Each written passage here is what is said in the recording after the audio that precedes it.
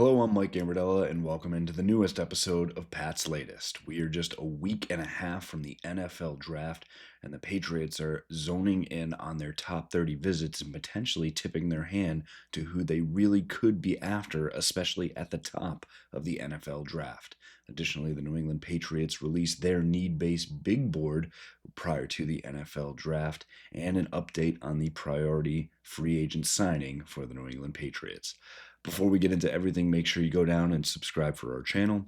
Get into the comments and let us know what you think about the Patriots in the upcoming draft and where they need to go in order to be successful in 2025. Looking at it at the top here, and it is no surprise that Tet McMillan will absolutely get a top 30 visit with the New England Patriots.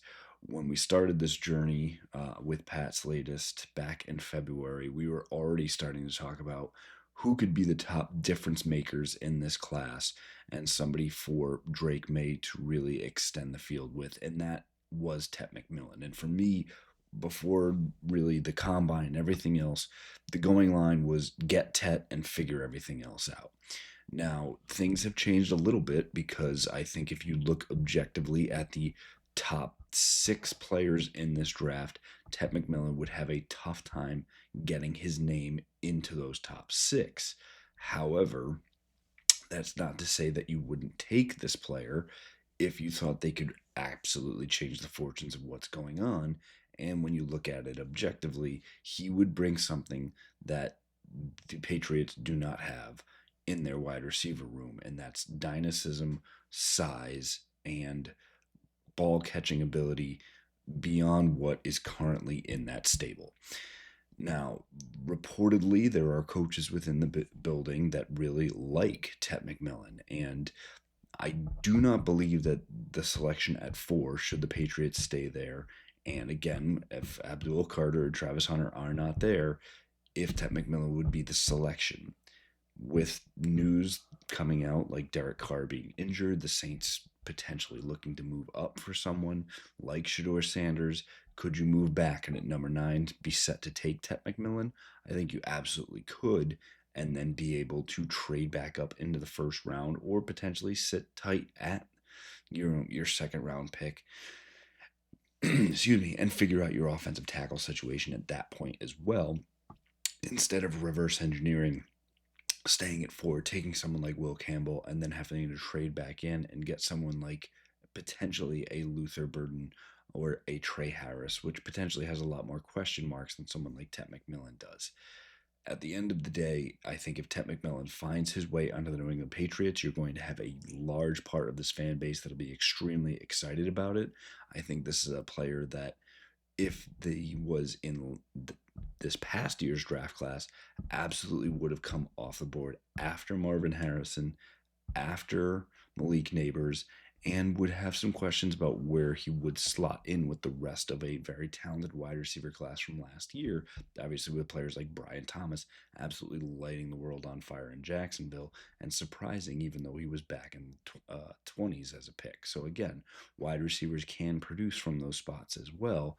I think for the Patriots, at least bringing in somebody that is potentially going to be a great fit. It just depends at the end of the day if the fit is right for where they are on their draft board. One name that we have not talked about, and perhaps we need to as a draft dark horse, is Ty Warren, the tight end from Penn State, who absolutely plays one of my favorite styles of football you can get, and that's about smash mouth. I think this guy might actually like blocking potentially more than he actually likes catching passes, which is exactly what you want to hear about a tight end. Now, again, that could be really tough to say we're going to take a tight end at 4 overall, especially when you saw someone like Brock Bowers in last year's draft go early to the Raiders, wouldn't even crack that top 5. And when he started to be interviewed this past couple days, that is Ty Warren, throughout the New England media circuit, he gave some really good, strong answers. The media training is there. I think the tape is absolutely there. It's just very tough. Again, the same way you would talk about someone like Ashton Jeanty, it's tough to take a running back at that spot knowing you might be able to get similar value later on. Same thing for Ty Warren. Why would you take him at 4 when Colston Loveland? There are some other ones, whether it be George Fannin from Bowling Green, Terrence Ferguson from Oregon. There is a lot of talent out there. Again, this could be, though, someone that, you'll hear the comparisons to Baby Gronk, and because he is that same type of player, maybe just in a little bit of a smaller package. When Warren was asked about potentially joining the Patriots, he was obviously asked about playing with Drake May, and was quoted saying people have said that we might be kind of wired similarly. I think he's a great quarterback, and he's got a bright future ahead of him. And went on to add he heard good things about May behind the scenes as well. I once said he would be a great opportunity to learn from the tight ends on the current roster, and even when pried about it, those current tight ends with Hunter Henry there as well, said he would be ecstatic to have somebody like that added into the fold and help bring them along and teach them. Absolutely what you want to hear is a high character guy, and, getting to find that, way into the culture as well. Again, the problem here is that you've got very talented guys, whether it's Ted McMillan, whether it's Ty Warren, whether it's Colston Loveland, whether it's Ashton Jeanty. You look at these offensive weapons and you could say, yes, we absolutely can take any of these guys and throw them in there and it'd be great. The problem is you're picking at a top 5 spot in the NFL draft. Yes, this will be a second straight season that the Patriots are there, but it's not a spot that you want to be in a lot.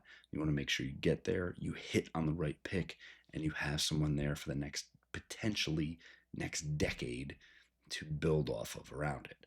Not to say that these guys wouldn't be that, but knowing what Elliott Wolf and now what Mike Vrabel really has been preaching over the past 2 months is that the way around this draft and the way to build a culture is in the trenches. Could Ty Warren, who at least has his hand down in that trench for half the time, be a potential dark horse candidate? I think absolutely yes, but the Patriots may need to trade down back into the first round to either make Tet or Ty Warren actually happen. Additionally, Patriots.com did release its big board, and interesting to see because it's a need based. It's not just saying, where does Shedeur Sanders and Cam Ward slot in here? Will Johnson, again, I don't believe was on the list as well. Not going at high level players, more just what are the needs of the Patriots and what are the top 50 in there.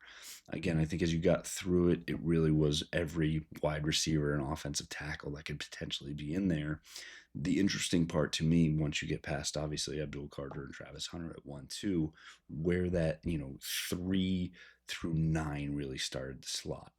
And again, this was done by their writer, which does not need the blessing of the Patriots to do this. It's just something that might line up with what he's seeing as their own media member. But good to have a peek behind the curtain here, at least a little bit. And the number 3 pick on their draft was indeed Will Campbell. And I think, again, we might be overthinking it with a lot of these names and, getting pushed off by, the arm size. And perhaps if that was checked in at 34, and no one would think about it and be like, yes, it's going to be the pick. And we would not have this large dialogue around it. However, his arms are a little bit smaller, and the average tackle does not succeed at that. And 3 of the, starting 32 in the league, are over 34, are under that 33 mark. So it will be an uphill battle for Will Campbell, but that's not to say he can't do it anyways. So it's no surprise that he's at 3, and then an Armand Membu, the offensive tackle from Mizzou, comes in at 4. So really saying that we need one of the top tackles here. Kelvin Banks, the tackle from Texas, obviously checked in at 10, which is where we'll look at this kind of mid-round side if they actually choose to trade back, say, with someone like the Saints at 9. Ashton Jeanty was checking in at 5. And again, as much it would be great, I think in the same vein as Ty Warren, to have an offensive playmaker come in, there are other needs that this team really needs. Seeing Warren come in at 6 right after him fits in that same mold. Tet at 7, Mason Graham at 8, that disruptor from the defensive tackle position, but unfortunately kind of in that same boat as Campbell, as I saw everything at Michigan.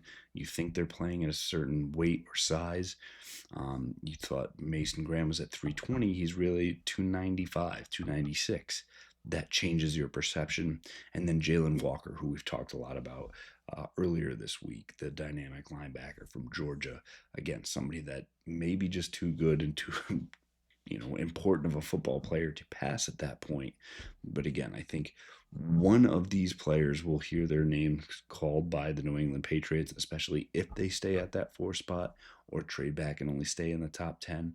Expect it to really be one of those 7 players to go for the New England Patriots. And let them really flourish, because there will be a spot of at least need or in the rotation and a chance to make an impact at least in year 1. And finally, we look at the Patriots' priority and big time free agent signing in Stefon Diggs, and getting some great news, at least from the social media side of things. We've seen a lot of training videos that continue to come out from Diggs, pushing it as hard as they can to be able to get ready. The going line was that he would indeed be ready by the time that training camp started up, and everything that we're seeing from him completely lines up with that as well.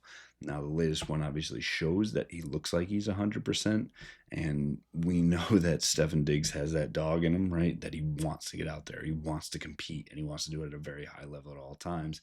This one caught my eye even more, because as he's going through these agility drills, and you see him as soon as he steps off the line, you hear him panting as hard as possible and pushing through these cuts, getting in and out as fast as possible.